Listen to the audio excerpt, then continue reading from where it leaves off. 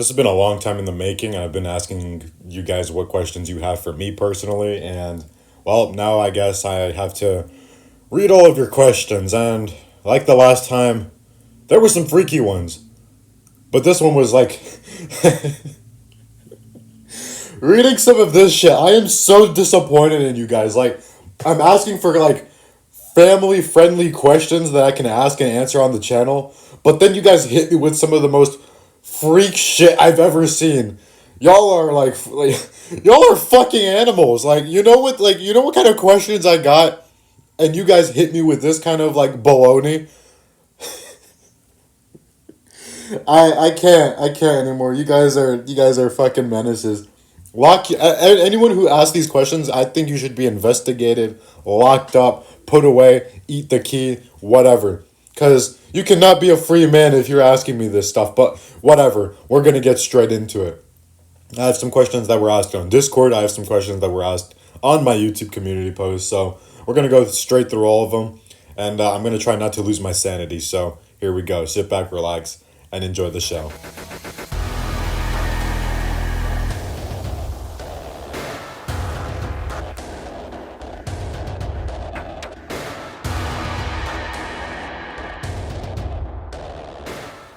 So I'm gonna get the questions that were asked on Discord out of the way first, and then we're gonna get into the community questions. And the first question was asked by Xavier C 7094, and he asks, if you were to tell a smaller YouTuber some words of encouragement, what would you tell them? All right, this is gonna be a big one, gentlemen. Ready? Just be yourself. I mean, that's literally it. Being yourself. I mean, people will come to your channel for you. They're like, the gameplay is one thing, but your personality is a completely different thing. And getting interrupted by motorcycles again, kill me. Anyway, people want to see you for your personality. They want to hear you talk. They want to just hear you ramble, just anything interesting. They're going to listen to you and they're going to like it. That's what's going to draw people back, not some AI slop that a certain few people here on this godforsaken platform of YouTube do. The next person, Tweaker Sack, asks, do you ever want to branch out from Jurassic World Alive content and or gaming content as a whole, IRL content, analysis content, etc.? I actually do want to do that, but I think now is not really the time. I want to so far keep everything on the main channel, but eventually when I do branch out, I might start like a second channel for like off-topic stuff. But I mean, if enough people want, I will keep everything on the main channel. I did consider doing some paleo content, some like animal content, but I feel like there's a lot of better sources to get your information from, like Lindsay Nicole, Casual Geographic, Vivid Paleontology, all these like paleo and animal YouTubers that just do a very good job at narrating and bringing a sort of spice to their videos. And I want to keep the spotlight on them because I also thoroughly enjoy that kind of content. So I'll try to find something that makes me unique down the line, but for now that is something I'm going to consider down the line. So thank you, Tweaker Sack, for that question. IRL content eventually as well. I do want to get to that. Turtle asks, what inspired you for making Jurassic World Alive content?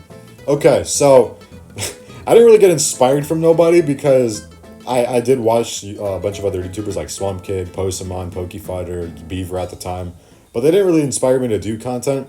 My friend Pose, he actually is the one who peer pressured me into making my first video like during COVID, and at that time I was like, okay, I'll upload it, add some stupid sound effects to it, and we'll see how it goes. And it actually became like more of a hobby. I was like, okay, this is something I can get behind, and over time I just had a lot more fun uploading my battles, just showcasing what it was like as an arena player at that time, and it just kind of grew from there. And I'm in a way, I'm grateful that he did end up pressuring me to do it. So, yeah, I just needed that push into the 7-foot deep pool. But thank you, Turtle, I think your name was, for the question. Moving on, Sharktooth Lizard asks, if you were to make a hybrid with creatures in the game, which one would you choose? Easy. Alberto Spinus and Paracethops. I think those two would create a very cool and unique hybrid. And I think that would probably be like something like Chromospinus in Jurassic World the game. So I'm hoping we can eventually get a Paracethops or even Alberto Spinos Apex in the future, because I think a design from either of those would look spectacular, and I think the moveset as well would hopefully be badass as well. So thank you, Sharktooth, for that question. Shadow Trainer asks, I guess the only question I have is, how would you create your own event schedule and what creatures would be featured? So what I would do is I would pretty much put everything in a poll, see what players want the most, and then we would have like events kind of revolving around the creatures or like separate themes. You know, what kind of DNA resources people want in the incubators as well, and what have you. But yeah, a lot of it would just be communication, communication, and communication. I think that's the most important part of just pretty much any game to its players, because their main concern, as far as you know, or as far as you're aware, is just their fun. I mean, that is their detox from the world. So as long as you communicate and deliver what they want for the most part, or just hear them out and listen to them, I think you're going to have a pretty balanced community. So thank you, Shadow Trainer, for your question. Moving on. All right, now we're going to get a little bit lower into the iceberg with the YouTube community post questions. And Shamina5887 asks, which Apex hybrid are you most excited for? Beckel Jara or Beckel Resinosaurus? I think Beckel Resinosaurus, in terms of design, I think in the game, once we have all the glows and stuff on it, I think it'll be a very unique looking dinosaur. So I'm pretty excited for that. So thank you, Shamina, for your question. ArthurX321 asks, how do you stay motivated? I pretty much just like coming up with new ideas. I like executing them. I like just delivering things that people want to see in terms of Jurassic World Live content, something that hasn't really been seen before on this platform. Whereas Beaver, he made Let's Play videos, and I think that's the best part of Jurassic World Live content in general, just being yourself, playing the game, and just showing your experience.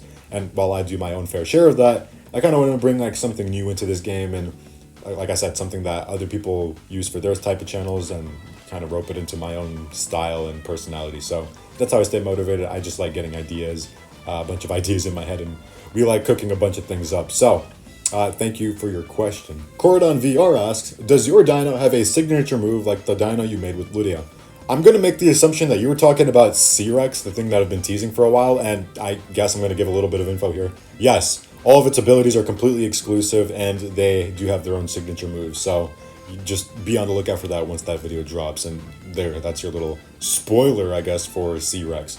Moving on, PC14 asks a very good question. If your account was hard reset and you lost all your progress, which 3 creatures from your old progress would you keep by your side going forward? Oh, that is tough. Because we're assuming we're going to stay like in this meta for a while. But if I had to choose, it would probably be Atrimolistes, Spinotops, and... No, not Spinotops, because I feel like that it's going to get... That's a very good question. That's like... Because the meta's... It wouldn't be as terrible if the meta wasn't constantly shifting, but it is, so...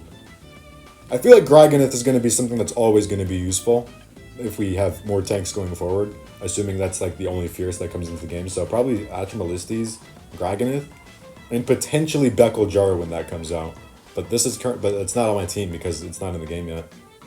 Or I don't know when this video is coming out. So Graganith, Atrimolistes, and probably Ampulorex if we're talking about currently. So those are the creatures I would choose. Are those 3. So thank you, PC14, for the question. That was a very good one. Okay, we got a next one. We got Scat Bappa Poodly Paddle Do 4847, and he asks, if you could make any old creature meta again, what would it be and why? So I'd probably buff Hydroboa and Imperado or Mortem because I just like them as a creature, and I think that they have pretty cool playstyles that can be adjacent and adjusted to the current meta we're currently in. As for unique, I'd say might be a little lame, but I kind of want to see what they can do with Indoraptor or Paracethops even. I mean the Paracethops buff or even Utarenex buff. I think like a Utarenex or a Paracethops buff I think would be pretty cool as well. Something or like Thorodolosaur. I mean I like those creatures. As for legendary, that'd probably be Alicino and Utasino. I know Alicino recently got buffed, but I think it could be a little bit better. Or Synacoda. Synacoda Raptor and Utah Sinoraptor I think could be very good picks as well.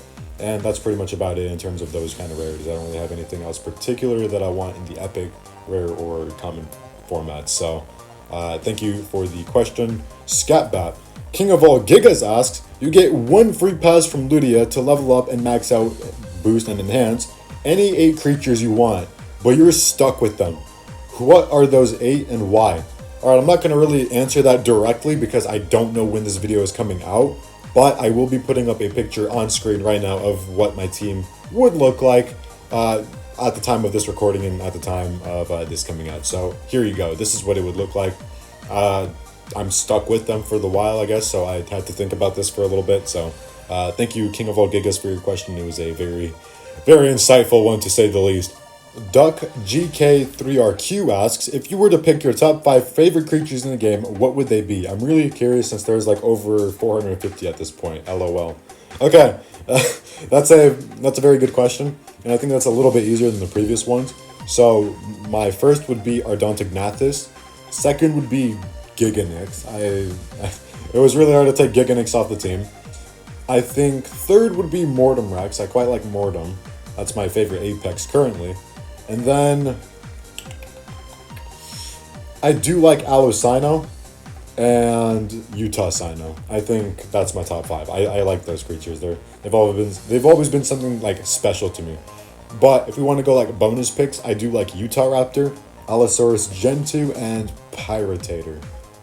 And then Thylaconyx as well. I like those creatures. They're cool. I like them. I mean, some of them have more, different memories than others, like Utah Raptor in my Pyroraptor days. Pyroraptor specifically, where I 3-0'd a player, and to this day I still remember that, so it'd probably also be Pyroraptor.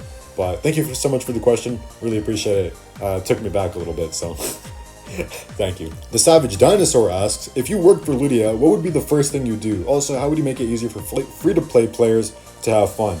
Almost threw on my words there. First thing I would do is immediately just start communication. I'd put out I'd put out polls requesting what players want from the game. I'd see at first what players are looking for. Then I'd make adjustments to go around that. And then I would pretty much just make overall acquisition a little bit more balanced for everybody. I try not to paywall everything. So that's like the bare bones version. I would just communicate with players as much as possible to see what they would want first. So thank you, Savage Dinosaur, for the question. Benji123 asks, would you rather see 5 Low Tyrants, Draco Intrepidus, Schoonomet, buffed, or 5 creatures rebalanced, and why? I'd pick the 5 rebalanced creatures. I don't think we need anything else of that sort of power level. I would rebalance the 5 meta creatures and try to make those work with the current meta whilst not completely shafting them like Draco Lux was. So, I mean, if you guys want to see that, I mean, I would 100% make that video, just rebalancing all the top 5 creatures and just making them a little bit more in line with the meta. This doesn't really fit into our little own speculative universe of the 5 buffs we did. I mean, if you guys want that, just let me know, but I think that would be a cool video concept, actually. So, thank you. I got something out of this.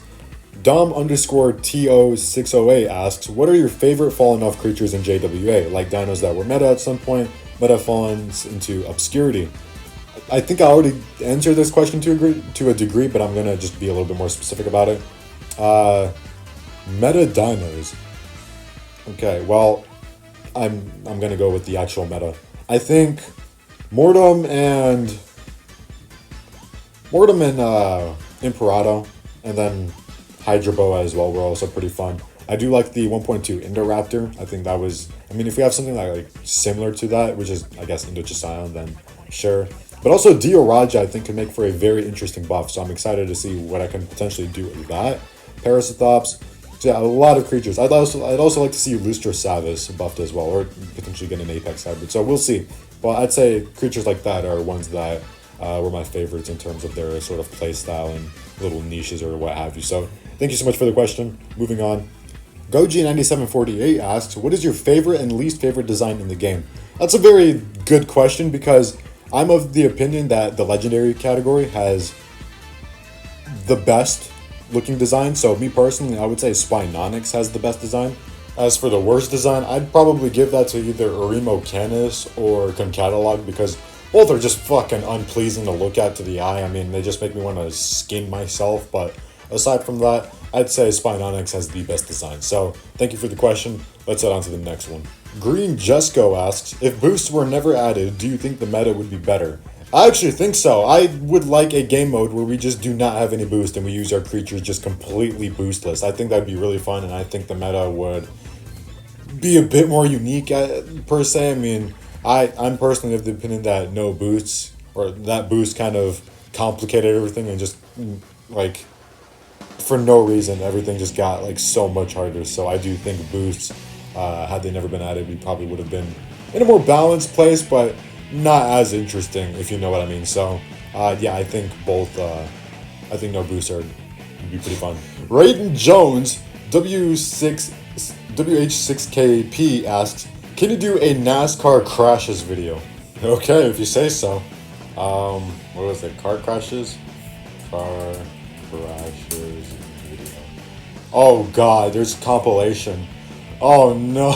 Oh no. There's a compilation of this. Oh no. No, I don't want to see this. Hold on.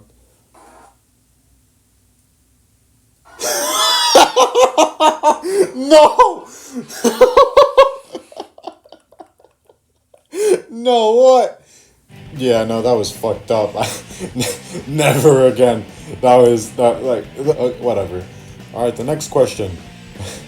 Okay.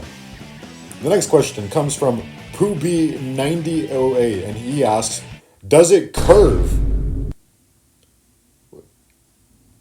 Oh, okay, moving on.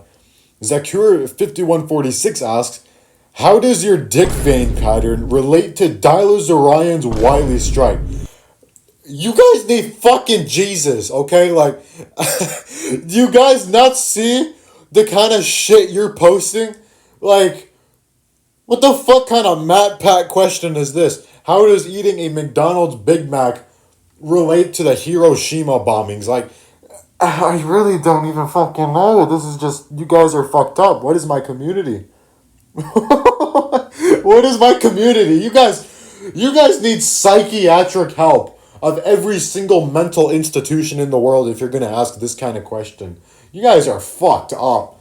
Okay, next question. Please be normal. Trike by 3px asks, "Is it pink?" Okay, final one. Bannock asks, "Does it jiggle when you walk?" Bannock! Oh my god. You know what? That's gonna wrap it up for the Q&A. What have we learned from this video? Absolutely fuck all. Oh wait, no. Oh my god, I'm being interrupted. Oh my god. Holy shit. I cannot have a video where I'm just simply not interrupted. You know what? Fine, we're gonna end it off on a high. Gradient Goji asks, "Face reveal when?" Alright, well, until Ludia decides to invite me to like a little event of theirs, like another like anniversary event where like they had YouTubers talk, then I'll probably do a face reveal because I feel like at that point it'd be appropriate. But for the time being, until our relationship somewhat, I'm hoping our relationship gets patched up. Until our relationship somewhat gets patched up, which I hope it is, then I don't see that being a realistic thing from the time being. But what have we learned? My community is fucked up. They like asking a bunch of extremely sus questions, and I'm ashamed of all of you. Please seek help. And without further ado, this has been the second Q&A. I hope you learned something about me. And yeah, post your comments or questions down below, and if I haven't missed anyone, that's probably because another question was asked similarly, or I just couldn't get to them all because of this video's duration. So without further ado, thank you once again for watching. Please seek help. And until the next time, I've been your host, Tiger Plays. I'll see you in the next one.